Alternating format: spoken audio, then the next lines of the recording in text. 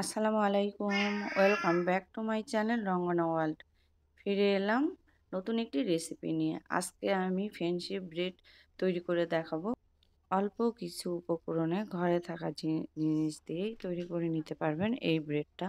এই ব্রেডটা খেতে অনেক টেস্টি, আর এটা বাচ্চাদের টিফিনের জন্যও দেওয়া যায়। আবার রমজান মাস আসছে, প্রতিদিন ভাজা পোড়া খেতে ভালো লাগে না, তাই রোজার মধ্যে এই ব্রেডটাও তৈরি করে খেতে পারবেন। ব্রেডটা দেখেন কত সুন্দর হয়েছে।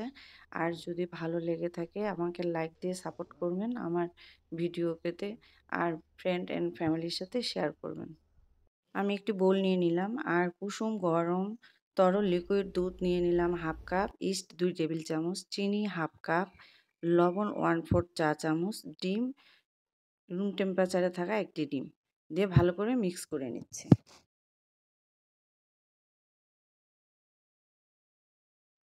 ময়দা দিয়ে দিলাম 2 কাপ, দিয়ে ভালো করে মেখে নিব।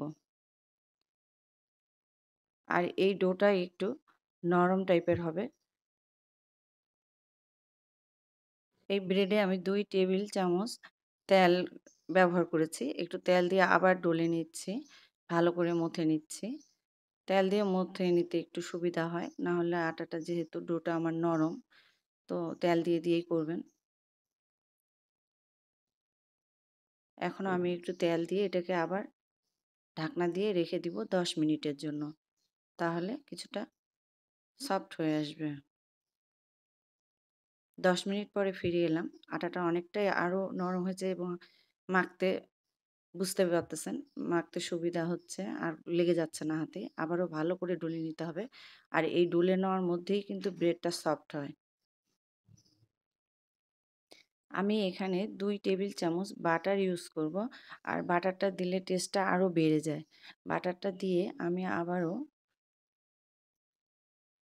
10 মিনিটের জন্য রেখে দেব। আমি যেইভাবে করতেছি আপনারা স্কিপ না করে যদি ফুল ভিডিওটি ভালো করে দেখে করেন তাহলে নিশ্চয়ই আমার মতোই হবে। আবার ঢাকনা দিয়ে ঢেকে দিলাম। ফিরে এলাম 10 মিনিট পরে। আবার মথে নিচ্ছি ভালো করে। স্ক্রিনে দেখতেই পাচ্ছেন। ডোটা দেখবেন যে গামলায় আর লেগে থাকবে না, হাতেও আর লাগবে না। তখনই বুঝতে পারবেন ডোটা আপনার হয়ে গেছে।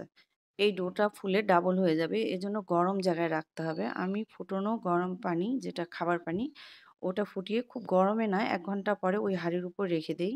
তাহলে এটা ফুলে ডাবল হয়ে যায়। আমি একটু তেল মাখিয়ে দিয়ে আবার ওই গরম পানির মধ্যে রেখে দেব ১ ঘন্টার জন্য। এর মধ্যে আমি বেকিং ট্রেটা রেডি করে নিচ্ছি। একটা বেকিং পেপার দিয়ে দিয়েছি আর ব্রাশ করে নিচ্ছি। করে রেখে দেব।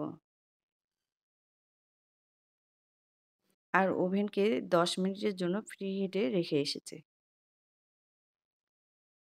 এই তো ডোটা ফুলে আমার ডাবল হয়ে গেছে। এখন আমি এটাকে মথে নিচ্ছি। আরেকটু মথে নিব। মথে নিয়ে দেখতেই পাচ্ছেন কিভাবে করছি। একটু আটা দিয়ে দিলাম। এটাকে আমি বেলুনি দিয়ে একটু বেলে নিব। লম্বা করে একটু বেলে নিতে হবে। আর এটা মাপেই করে নিব। ওর থেকে একটু ছোট হতে হবে, কারণ ট্রের মধ্যে যেন, আর এটা ১ ইঞ্চির মতো মোটা হয়েছে রুটিটি।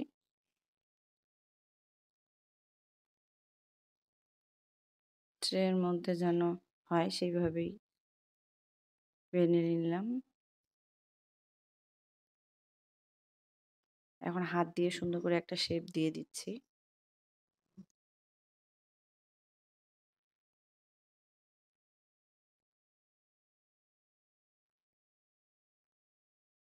আর একটু ডিজাইন করার জন্য আমি আঙ্গুল দিয়ে ছিদ্র করে নিচ্ছি।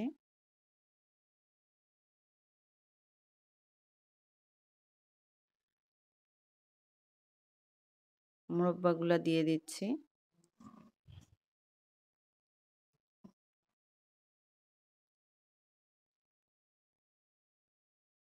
কিশমিশ দিয়ে দিচ্ছি ফাঁকা জায়গায়, আর চেরি কেটে দিয়েছি। লাল দেখতে ভালো লাগবে। কালারফুল ব্রেড মনে হবে দেখতে। এইভাবে রেখে দিতে হবে ফোলা পর্যন্ত।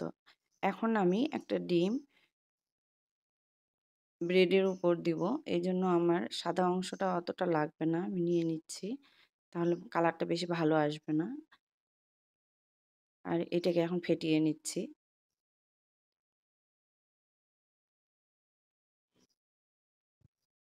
২০ মিনিট পরে ব্রেডটা ফুলে গেছে। এখন আমি ওই ডিমটা দিয়ে দিব ব্রাশের সাহায্যে।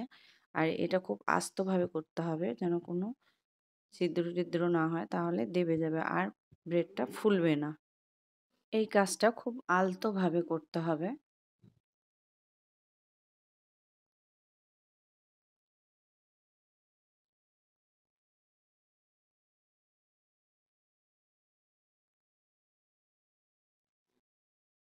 হয়ে গেছে। এখন আমি এটাকে ওভেনে দিয়ে আসবো। ওভেনে আমার ২৫ মিনিট লেগেছে এই ব্রেডটা তৈরি করতে। আর ব্রেডটা দেখতেই পাচ্ছেন কত সুন্দর হয়েছে। আর যদি ভালো লেগে থাকে অবশ্যই লাইক দিবেন। আপনাদের একটা লাইক আমাকে অনেক উৎসাহ করে। আশা করছি আমার ভিডিওটি দেখে আপনারাও করবেন। আর আপনাদেরকে ভালো লাগবে। সবাই ভালো থাকেন। আল্লাহ হাফেজ।